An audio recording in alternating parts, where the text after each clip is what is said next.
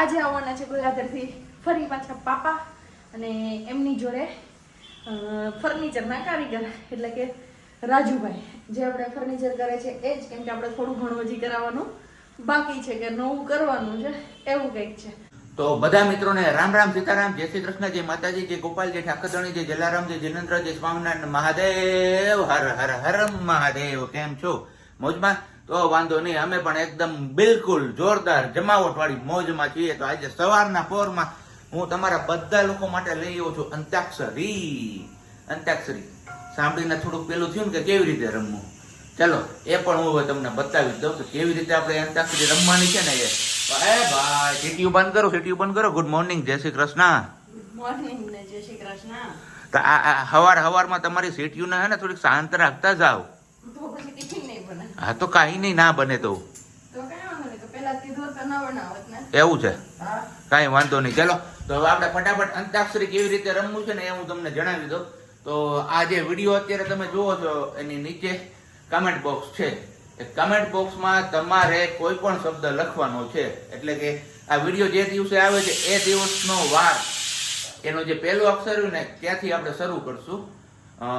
Suppose કે આજે હું એવી રીતના માની લઉં છું કે મેં કમેન્ટમાં લખ્યું કલમ, તો કલમ એનો છેલ્લો અક્ષર શું આવ્યો? મ.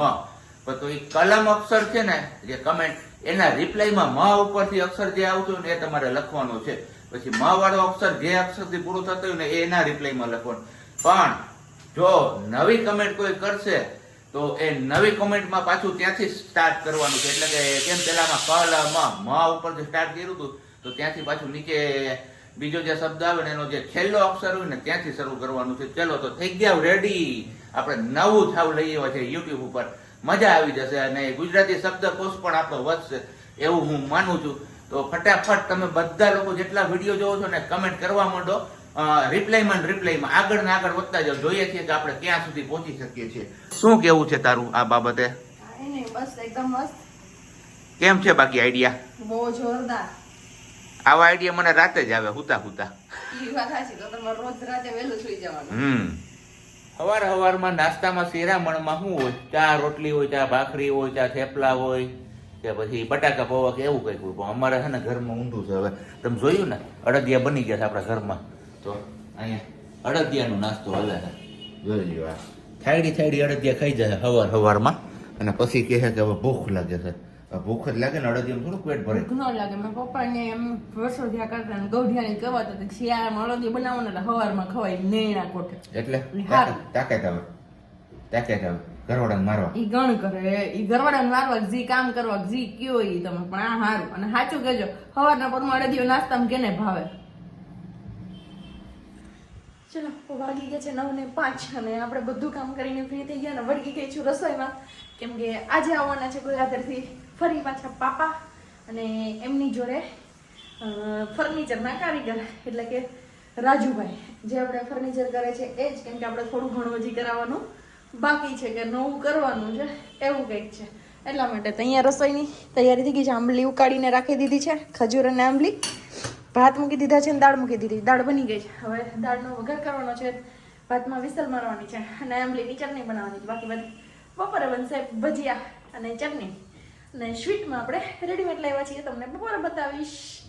તો આવું કંઈક છે ને શું કરાવું છું એ જોવા માટે કન્ટિન્યુ રહ્યો એટલે વિડીયોમાં તો તમને આઈડિયા આવી જશે કે શું કરાવવાનું છે ફર્નિચરમાં નવું, હજી શું બાકી રહી ગયું તો અમારે ફર્નિચર કરાવવાનું એ બધું.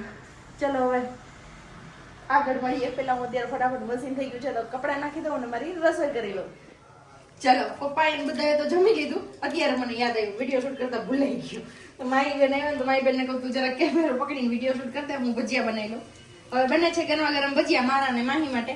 તમારે કોઈને ખાવું હોય તો આવી જાવ. અને બાકી બધું મીઠાઈ ને બધું તૈયાર છે. હમણાં જમવા બેસીએ ને એટલે બતાવીએ. અહીંયા છે પટીના ને ફુલવણી એકદમ મસ્ત. પનીર લાડુ, ચટણી, આ રસિકભાઈની ચટણી, પછી આંબલીની ચટણી, ભાત, દાળ, પાપડ અને આ છે ચોકલેટ રેડી થઈ ગયા. અમારા માહી બેન જમવાય બેસી ગયા છે. એને બહુ ઉતાવળ અમારે થોડીક જમવાની. તો આવી જાવ તમે બધા બપોરા કરવા માટે. માહી બેન અગાઉ બતાવી દીધું તમને શું છે. ચોકલેટ બરફી, પનીર લાડુ, અડદિયા, જી જેને જી ખાવું હોય. બાકી બાદ 2 ભજીયા છે, પટીના ને ફુલવણી. હજી હાઈજે બનશે એટલે અત્યારે નીકળી જાઓ, કદાચ હાઈજે પૂગી જાઓ તો પૂગી આવો પ્રજ્ઞાબેનની ઘરે ભજીયા ખાવા. સવારે જ કીધું હતું કે પપ્પાને લોકો આવવાના છે પણ કાંઈ ટાઈમ મળ્યો જ નહીં તમને બતાવવાનું કરવાનું. એક બાજુ વિડીયોનું કરવાનું, એક બાજુ રસોઈ કરવાની, એક બાજુ કામ કરતા હતા. તેમાં જોઈએ વસ્તુ બધી આપવાની. તો ફર્નિચરમાં શું શું નવું કરાવ્યું એ બતાવી દઉં. અહીંયા નાખ્યું આપણા ઓટો લોક, જે લોક થઈ જ ગયો આવી રીતે. ધારો કે આ બંધ થઈ ગયો દરવાજો એટલે બહારથી કોઈ ખોલે ને તો ખુલે નહીં. એવી રીતે આ લોક લાગી ગયો. હવે અંદરથી જ આ લોક ખુલે, બાકી બહારથી આમ બંધ થઈ ગયો એટલે આ લોક ખુલે નહીં. આવી રીતના ઓટો લોક કરાવ્યો. બીજું કરાવ્યું આ વાળી કબાટ, એને અહીંયા ઊંચો લગાવી દીધો. ચપ્પલનું જે સ્ટેન્ડ કર્યું હતું ને એટલે નીચે આપણે વાળી જોડીને કચરા પોતા કરી શકીએ એટલા માટે. અને એ સિવાય નવું એક કરાવ્યું, આ વાળી રૂમનો લોક અહીંયા પર. કેમ કે હવે શેટીવાળી રૂમમાં બેઠા હોય તો આ રૂમ ખુલ્લી રહે એટલે અહીંયા આવી રીતે લોક લગાવી દેવાનો. તો પછી આપણે ઓલી રૂમમાં બેઠા હોય તો કોઈ પ્રોબ્લેમ ન આવે, કેમ કે એ રૂમ ખુલ્લી હોય પછી આ દરવાજો ખુલ્લો હોય તો હવે આરામથી બેહીએ. કે આવું બધું ઝીણા મોટું કરાવ્યું ને એક કરાવ્યું ડ્રેસિંગવાળા ખાના, ડ્રેસિંગ નહીં પણ રસોડાના ખાનાનું, કે જ્યાં મારે પાર્ટીશન કરવું હતું એ નહોતો વારો આવ્યો તો ત્યારે કરાવ્યું. જ્યાં ઓલરેડી અત્યારે ભજીયાની ટ્રે રાખી જ છે, થાળી જે વધ્યા હતા ને ભજીયા એ. તો બસ આવું ઝીણા મોટું કામ હતું એ બધું કામ કરાવ્યું. બાકી પપ્પાને લોકો જમીને પછી નીકળી ગયા. ચલો વાગી ગયા છે 6:45 અને આપણે બનાવવાનું છે રસોઈ. તો રસોઈમાં સબ્જી માટે બનાવશું, આવશે ત્યારે ભજીયા ગરમ ગરમ. કેમ કે હમણાં આપણે બધા બપોર ખાધા હતા અમે અને ધવલ રહી ગયા હતા એટલે બનાવી દઈશ. અને મારા માટે બનાવું છું કઢીવાળી, એટલે કે છાશમાં વઘારીને ચણાના લોટની સેવનું શાક. તો આપણે ખાવાની છે શાક ને રોટલી. બપોરે ભજીયા ખાધા પછી આખો દી પેટ ડબો ડબો થતું હતું એટલે મેં કહ્યું અત્યારે આપણે નથી ખાવું. હું મારા સેવનું શાક ને એ બનાવું છું જૂનવાણી ઢબથી, જે આપણા ગૌઢિયા બનાવતા ને એવી રીતે ટ્રાય કરીએ જ કેવું બને. અને નીકળી ગયા છે ધવલ પણ હજી ઈણજથી ફરીને આવવાના છે એટલે મે બી આવતા આવતા 8 જેવો ટાઈમ થઈ જશે. 8, 8:30, 9 નક્કી નહીં.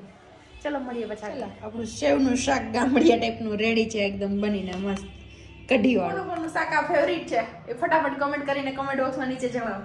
કેમ કે મને મારા દાદી બનાવતા ને એમના હાથનું બહુ ભાવતું, બહુ મસ્ત એ શાક બનાવતા. અને એ પણ પેલું દેશી ચૂલે, આપણે લાકડાના ચૂલે. અહીંયા એ ચૂલો તો ન હોય પણ આપણે ટ્રાય કરીએ કે આપણે એવું દેશી કરીએ. નો કોઈ મસાલા કે કાંઈ નહીં, બસ સાદું ને સિમ્પલ, ખાલી રાઈ જીરું નાખીને વઘાર કરી નાખવાનો અને હિંગ નાખી દેવાની. અને બાકી રેગ્યુલર મસાલામાં ચટણી, ધાણા જીરું, હળદર, મીઠું, બસ પૂરું થઈ ગયું. હમણાં દીપેદી મોડું થતું જાય ઓફિસે ઘરે આવવામાં. વાગ્યા છે 8:10.